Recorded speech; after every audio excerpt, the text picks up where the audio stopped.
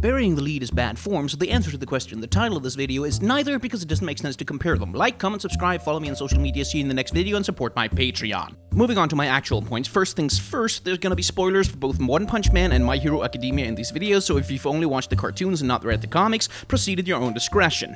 Plenty of people have already compared One Punch Man and My Hero Academia, as both series are set in a world where superheroes are commonplace and regulated by specialized licensing agencies that educate and manage superheroes in order to avoid abuses of power and coordinate the classification and capture of particularly powerful villains. So far, so similar, but that's just about where the similarities end, because where My Hero Academia is at its heart a high school coming-of-age story, One Punch Man is at its heart a satire of superhero tropes in general, and shonen manga in particular. Now, before we proceed, it is generally speaking impossible to have a serious conversation about the superhero genre that doesn't at some point intersect with America's favorite Kryptonian, Superman, and this video is going to be no different because the legacy of Superman is at the heart, I think, of both My Hero Academia and One Punch Man, albeit in very different ways. So first, we need to talk about Superman and the Crisis on Infinite Earths. I've put a couple of links in the description to some more in-depth videos on exactly what Crisis is and what it entails, but for our purposes, the TLDR goes something like this. In the golden age of comics, i.e. the late 30s to the early 50s, Superman was, as the iconic spiel goes, faster than a speeding bullet, more powerful than a charging locomotive, and able to leap tall buildings in a single bound.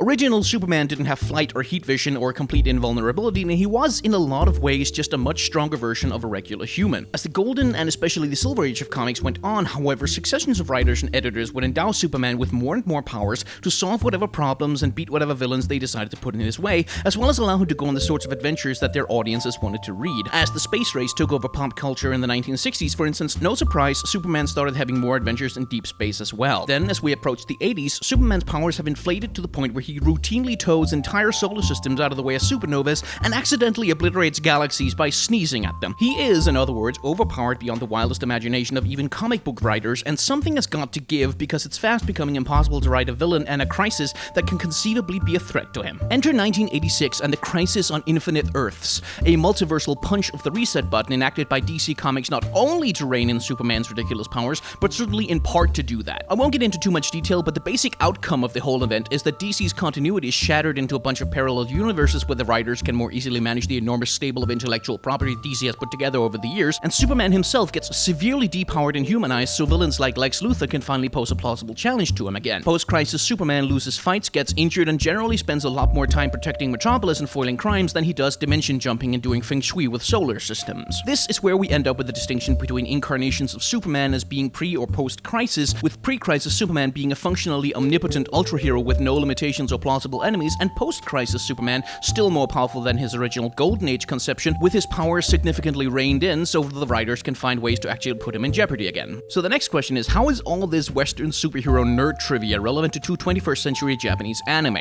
Well, putting it simply, each one is an expression of and a response to a different version of Superman. Now, if all this sounds like I'm reaching for a rather tenuous conclusion, equating two pieces of Japanese media strongly rooted in Japanese fiction genres with one of the possibly most American pop cultural icons on the planet, well, you're not wrong. And it should be noted that I'm not saying that the creators of One Punch Man and My Hero Academia created their works because they wanted to do clever meta-commentary on Superman, or that the American conception of the superhero is the divine creator to which all of the superhero fictions must bow and pay homage. Of course not. The argument I am making is that, intentional or not, there are thematic echoes of Superman in these stories, and that it is interesting to note the ways in which the legacy of that particular all-American icon has crossed the borders of culture and influenced the ways in which new media tackle the subject matter of superheroes. So now that we finally got all the setups and caveats out of the way, let's match some Supermans to some animes. To start with, I find that the spirit of pre-crisis Superman lives on in One Punch Man, embodied in protagonist Saitama and reflected in the premise of the story as a whole. The first, but perhaps not most obvious connection between Saitama and pre-crisis Superman is the limits of Saitama's powers. He cannot fly, he has no special superpowers like heat, vision, or freeze breath, and he relies entirely on his overwhelming physical powers to do everything he does. As we discussed previously, this very much mirrors Golden Age Superman's power set. Additionally, Saitama's hero's outfit is boldly colored and includes a cape, and the comic makes a recurring gag out of making him look childishly simplistic next to much more modern, air quotes, serious-looking heroes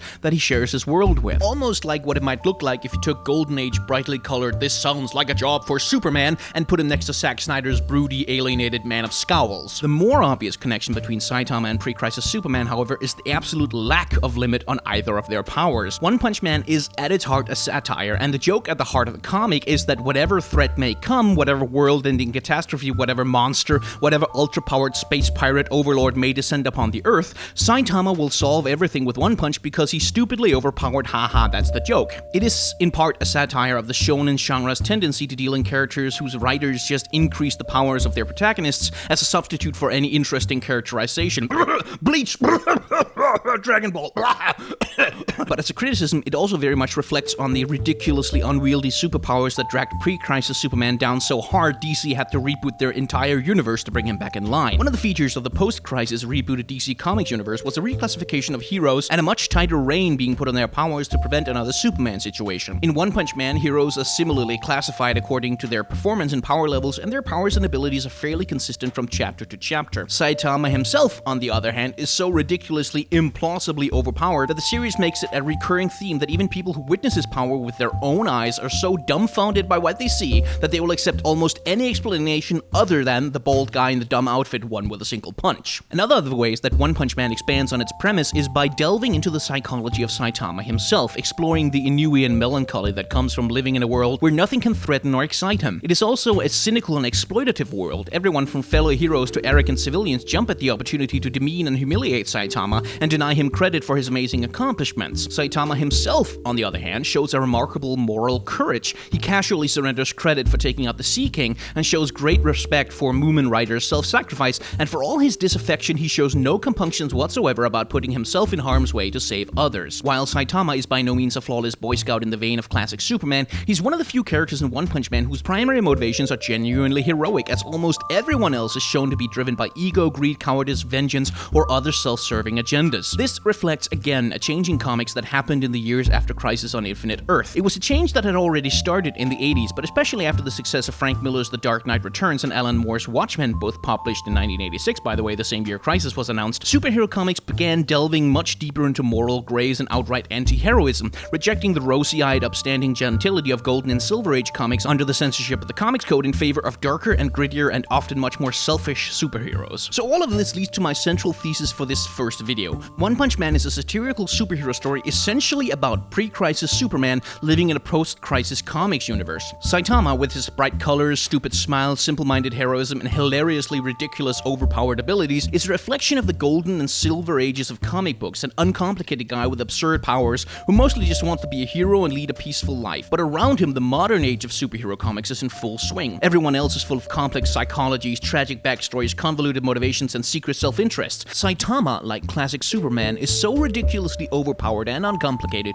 that people have to convince themselves that he can't possibly be as powerful as he seems, and that he must be full of dark and selfish motivations like everyone else, because in their universe there simply isn't room for something as simplistic and overpowered as Saitama, who wanders blithely into the middle of dark and complicated storylines and undercuts all of their gravitas and importance by resolving everything with one punch, his powers working as a textbook deus ex machina. Now again, I'm not suggesting that a direct reaction to Western comics tradition is the only possible explanation for One Punch Man. There are a lot of ways in which it is rather a reaction to Japanese comics tradition, and there's a lot more analysis and criticism you can do around the series than just this. My point is rather that the cultural foundation that makes One Punch Man works as a satire is universal across the superhero genre and draws from the history of comics not just in Japan but also in the Western tradition. One Punch Man, like the superhero comics it satirizes, is an inheritor of the legacy of Superman and the Crisis on Infinite Earths, and I think at least that taking that legacy into account when reading it makes it more interesting and enjoyable.